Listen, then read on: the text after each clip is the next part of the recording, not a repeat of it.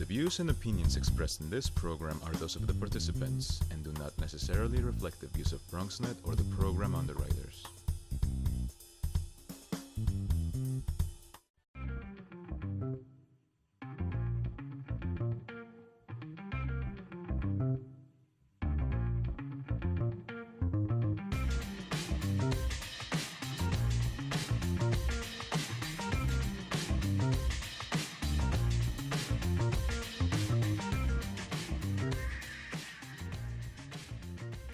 Hey there, how are you? It's nice to see you again. It's time for the Bronx Buzz. As you probably know, this is the program where we talk to various Bronx journalists and writers and editors and find out what they're thinking about, what their ideas are, and maybe you learn a little bit about them.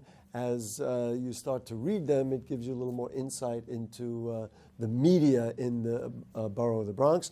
And we have a really great show for you tonight. The first guest is talking to us from Manhattan, and he's been on with us many, many times, and it's great to have from the New York Post editorial board, Michael Benjamin. Nice to have you with us, Mr. Michael. Thank you, Gary. Thanks for inviting me. Just before the show, we'll tell our viewers, you know, we're brutally honest here, that Michael and I have been doing this for many years. He was working at the Board of Elections, and then, of course, he was an elected official in the Bronx, and now in his latest iteration. So before we get into some hot topics, I'm just curious, looking back at your own career and your career in the Bronx, do you miss being an elected official? Do you like this alignment for your kind of public service better? I'm just curious what you think. I miss the people, more so the colleagues in the legislature, community organization leaders, and learning what's going on and exchanging ideas. But the day-to-day grind of being an elected official, no, I'm happy with the life I lead now. I think my 8 years, I think, were well served and well done. And it's always, for me, the desire is to move along and try to do something else. And now, as a writer and a editorial board member, I think I'm still having some input and some say, some influence over public policy in New York and New York State. And it probably gives you more range because you can be a little freer to say and think and, you know, kind of do what you want, whereas, you know, within the legislative body, it's constricting in many different ways. Yes, as are, you know, most large organizations that you have to exist within, and within each organization's politics and working with others and trying to develop a consensus. Our editorial board is small, so it's a much smaller consensus we have to build on editorials and policy choices. Mm-hmm. Very interesting. So on that perfect segue, and on that note, we make a perfect segue. You told me that, I guess we're going to get the exclusive tonight on Thursday night, that you will be having an editorial or an op-ed piece tomorrow in tomorrow's New York Post about the Constitutional Convention. I recently moderated a pro-con session at Manhattan College, so I learned a lot about it. I'm curious what your point of view and what will New York Post readers get to see tomorrow? Well, I am a supporter of voting yes on November 7th in favor of authorizing and holding a constitutional convention to look at where we can make some tweaks and changes to the New York State Constitution. Currently, you can make changes to the legislature by having two separately elected legislatures passing the same proposal, as will also be on the ballot on November, where you have an opportunity to vote yes to give judges discretion to remove pensions from public employees and politicians, elected officials who are convicted of a felony. Mm-hmm. Second, there's an amendment to the Federal Wild allowing Adirondack towns and villages to make small changes so that they can build road improvements in their communities and not be constricted by the state constitution. Many people believe, and probably correctly, and you can make a general statement about it, that the New York State Legislature is somewhat, if not extremely, dysfunctional, and that, I think, is fueling the idea around, because this comes around every 20 years, fueling the idea that maybe now the time is ripe. But the You're way absolutely right. You're stealing my editorial. You're stealing my column. maybe I wrote it. Well, but here's the other side of it. If that happens, and you've laid out some, and there are many people with ideas of what they would like to see, the first step is the selection of delegates that will go to the Constitutional Convention, and that will be a combination of delegates, I guess, appointed by the legislature as well as ones. No. Well, the first step is actually voting yes in November. Well, that's true, yes, but assuming that happens. The second step would be running delegates, 3 per Senate district, right, and then electing them, and they would then come together and determine what the rules and the processes would be for holding a convention, probably in the year 2019, and whatever proposals would come out of this convention would appear to voters in the year 2020. Okay, so here's my point about that.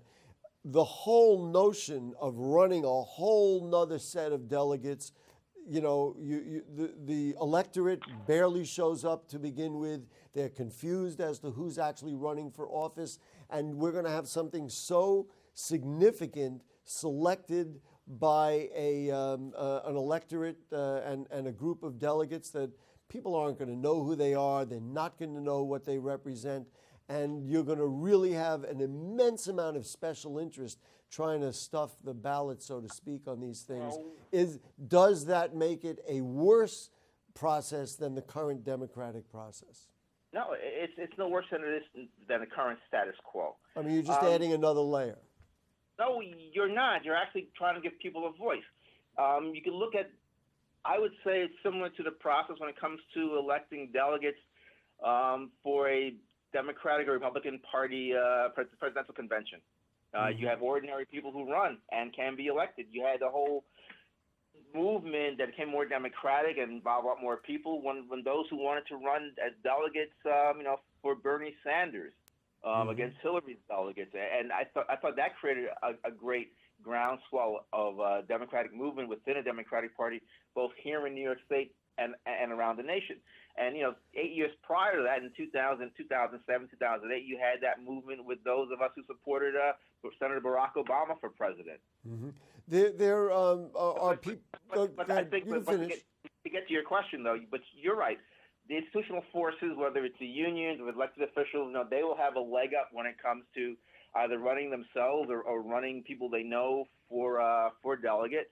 But next year, most elected statewide are running for office, their own office, for state assembly, state senate, for governor, lieutenant governor, attorney general, et cetera, some judges. But the opportunity, I think, for ordinary folks who organize to get themselves on the ballot, it's only 1,000 signatures in a Senate district to get on the ballot for a con, and organized individuals can do that. They did the same to get themselves on a ballot to run as Hillary or Bernie delegates 2 years ago. Here's another. As I said, I moderated a pro-con, so I've got both sides that I can go with. One of the other cons was that the influence ultimately, after that process goes through, assuming it does go through, after that process goes through, then you start to select the kind of legislation that could really be opened up for special interest, not only, let's say, anti-gun lobbies, but the gun lobby. We know the way that people have, band together about, let's say, women's rights and all those kinds of things. Would you be concerned that rather than having delegates make the choices, that special interest forces will get in the way and control a debate over literally changing the constitution of the state? No, I don't believe that's a fear. I don't think we need to make decisions. We should make decisions based on our fears. We should always do things based on our hopes and things being done right. And for me, the backstop to all this are actually the voters, because eventually, whatever comes out of this convention, the voters will have to vote up or down.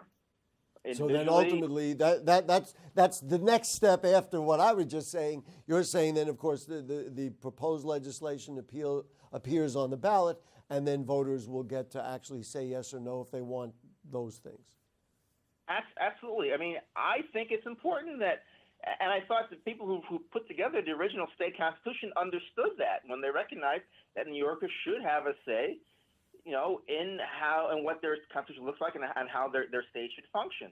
I mean, a state convention is what got us union protections, is what got us a civil service. Right. It's what got us the Adirondacks, Catskills, forever wild. Mm-hmm. I mean, the people did right. If people could do right back then, why can't people do right now in the 21st century?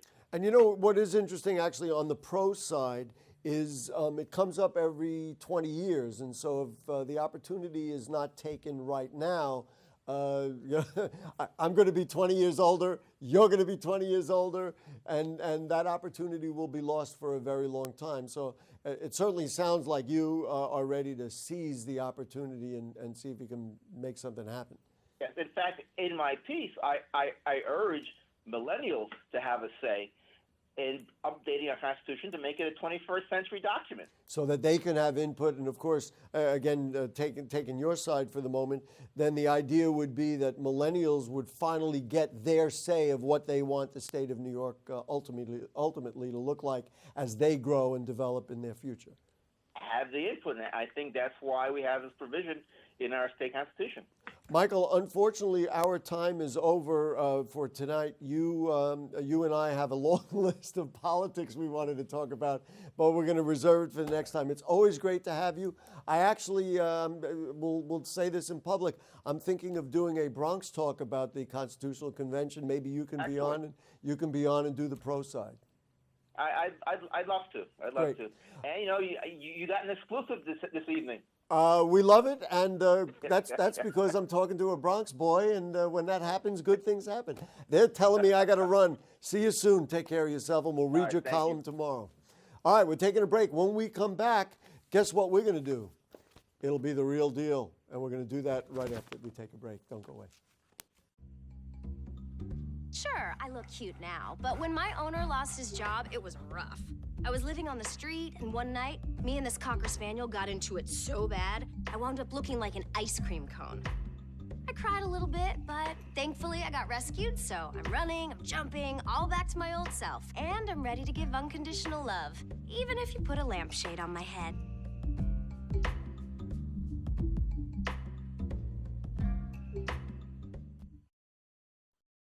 It's not always easy being a dad. Do you have panda asthma too?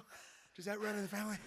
This is the home of the most priceless kung fu artifacts. But when you make an effort, Dad, we're not supposed to touch anything. Oh, sorry. Go along, son. it's always worth it. Whoa! The smallest moments can have the biggest impact on a child's life. Take time to be a dad today. I am gonna get you. I'm gonna get you. Call 877-4DAD-411 or visit fatherhood.gov to learn more.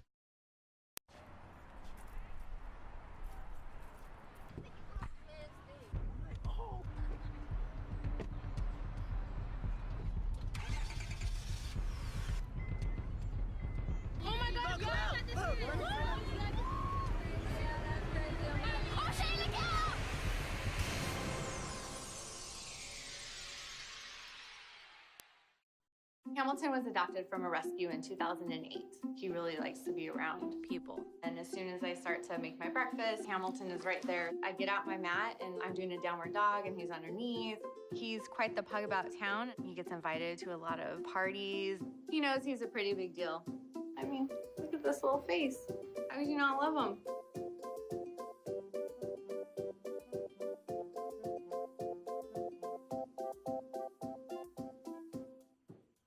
Hey, back with you on the Bronx Buzz.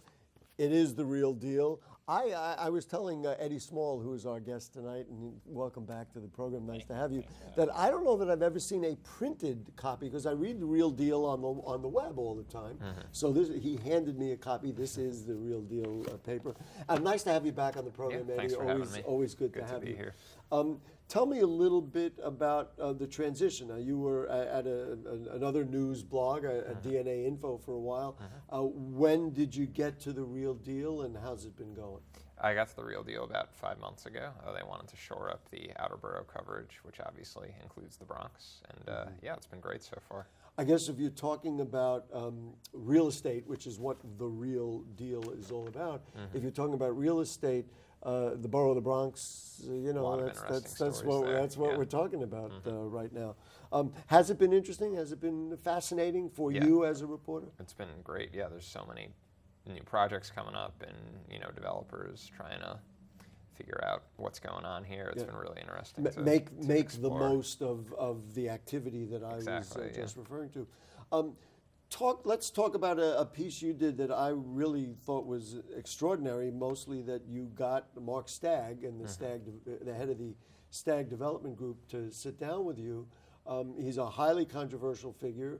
Many people are concerned that he's taking properties and he takes them under the guise of doing one thing, of having them be luxury buildings or be market rate buildings, and the next thing you know, they turn around and all of a sudden 5731 Broadway is one example, that all of a sudden they turn around and then they find out they're going to be homeless shelters. Let's rewind a little bit. Talk to me about getting him to sit down and talk with you, and what was that like? It was very straightforward, to be honest. I basically just reached out to him and his company, said, we'd like to do sort of a profile on you and on the company itself. And, obviously we did talk about the recent controversies he's been involved with the homeless shelters, but we also get into who he is, what his company is about, how long he's been in the Bronx, what he thinks of the Bronx real estate market going forward. So, I asked him, he agreed, and we sat down for probably about an hour and a half. As a reader and kind of a consumer of all Bronx media and Bronx information, I was really happy because a lot of times they'll do these sit-downs and then they won't ask them the real questions. But you really did get into a lot of these projects. You asked them straight up about these controversies. What did you make of some of his answers about, certainly about those kinds of things, those controversial projects? What I actually found most interesting about the interview was that he didn't seem to be quite as gung-ho on the Bronx real estate market as some other developers. Yes, that was the headline you used, was that it's not the new Brooklyn, as people are saying. I mean, obviously he believes in the borough as a real estate market, or else he wouldn't have so many projects here, and he wouldn't have stayed here for as long as he has. But he's not really on board this is the next Brooklyn train. He's not really seeing it as all luxury high-rises the way we're seeing a lot of things in Williamsburg and other neighborhoods in the city. He sees it more some luxury buildings, but also a lot of affordable housing, a lot of workforce housing, and that's not something you always hear from developers who are in the Bronx these days. Maybe it's because he is not necessarily tapping into that quote-unquote luxury market rate market, that he's working at a different level, and ultimately seems to be doing well, or at least is, with these projects that make that transition, that rather unfortunate transition. His response also, when you asked him directly, well, wait a minute, did you defraud the community by telling them they're going to get one thing and then get another? He didn't see it that way also. He basically said, I didn't do it. I didn't mean to do it, and it wasn't my intention. Many people in the Bronx would disagree with that.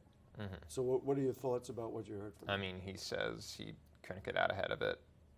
Obviously, some people in the community disagree with that. Yeah, there's a lot of people that disagree. See what happens going forward.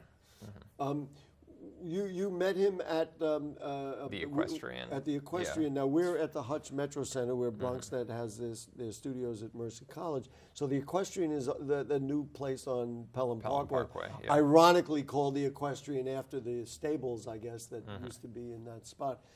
What do you make of the condition of the building? Nice buildings, Yeah, I mean, I can't speak too in depth about the. He didn't offer you an apartment. The construction there, but yeah, I mean, it seemed like he markets it as affordable luxury, and it seemed to be an affordable luxury building. In your travels covering real estate for The Real Deal in the borough of the Bronx, do you agree with his assessment that it is not necessarily the new Brooklyn, so to speak, because there is, of course, a whole undercurrent of drive toward affordable housing?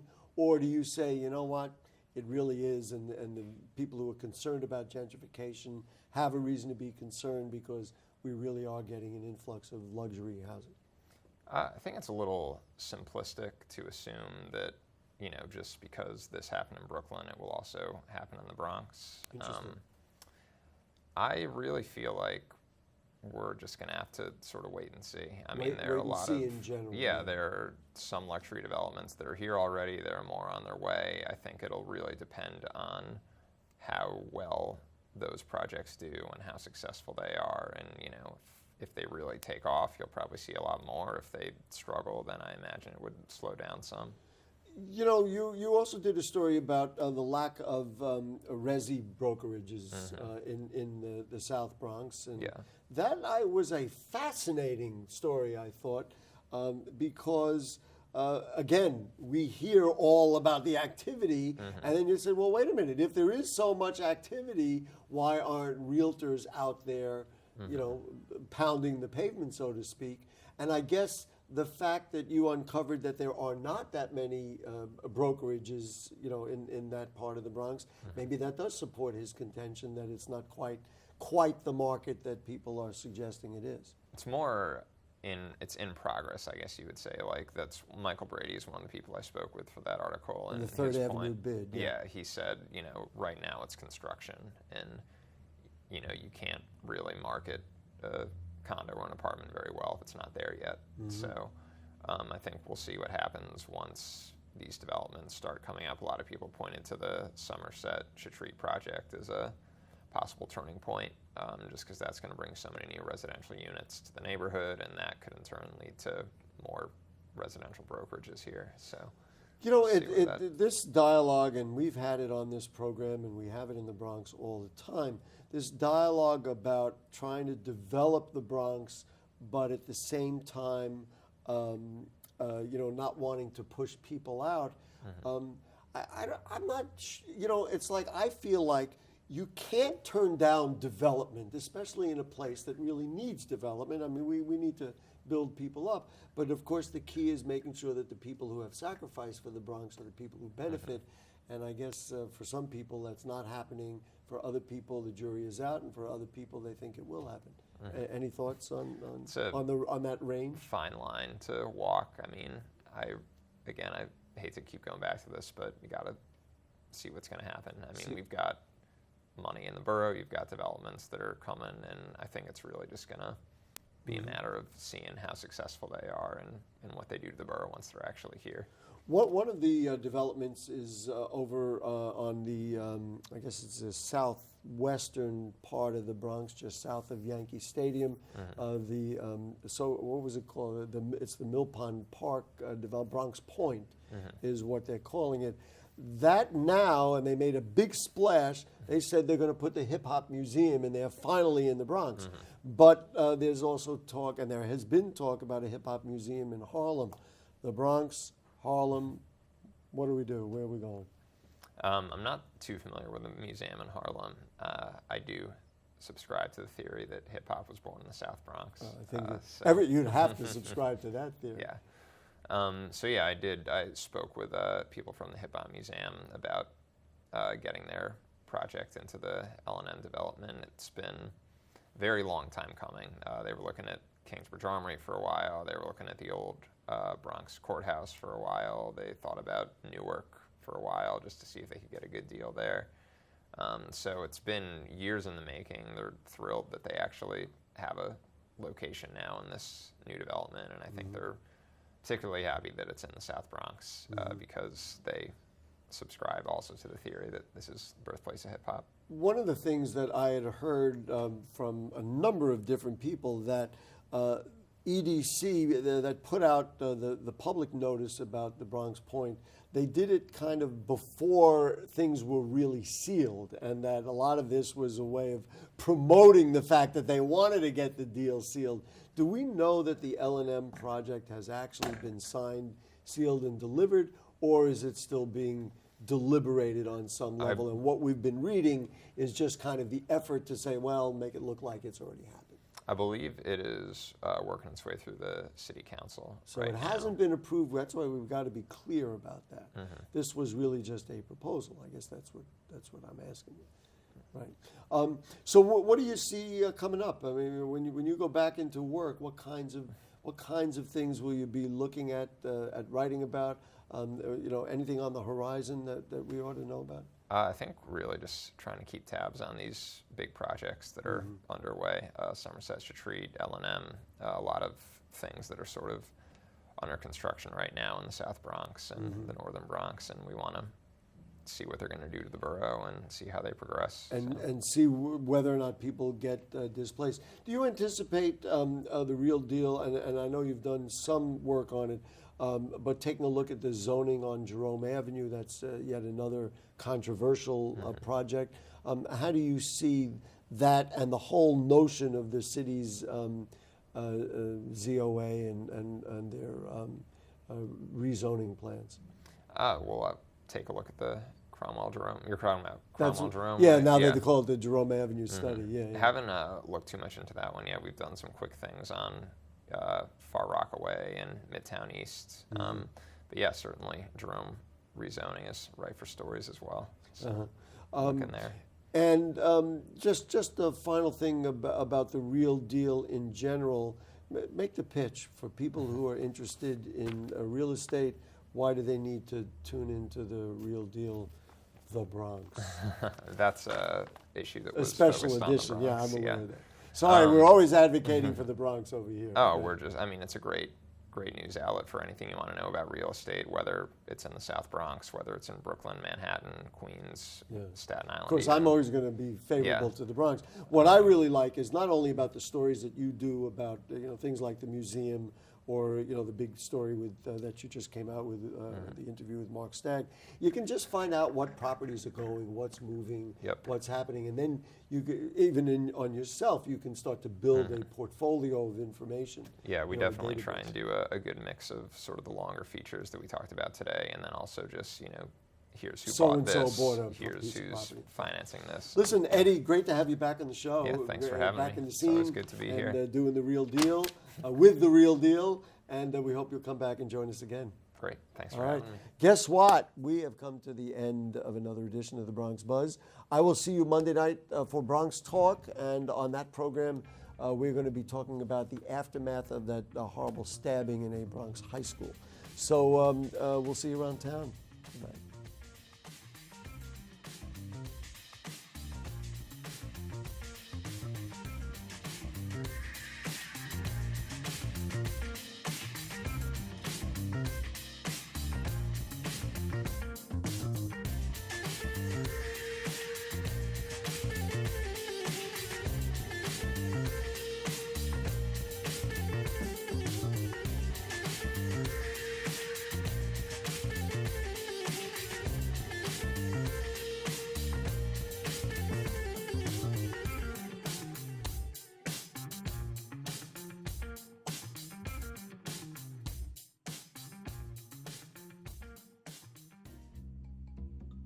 Sure, I look cute now, but when my owner lost his job, it was rough.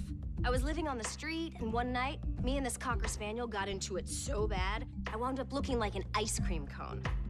I cried a little bit, but thankfully I got rescued, so I'm running, I'm jumping, all back to my old self. And I'm ready to give unconditional love, even if you put a lampshade on my head.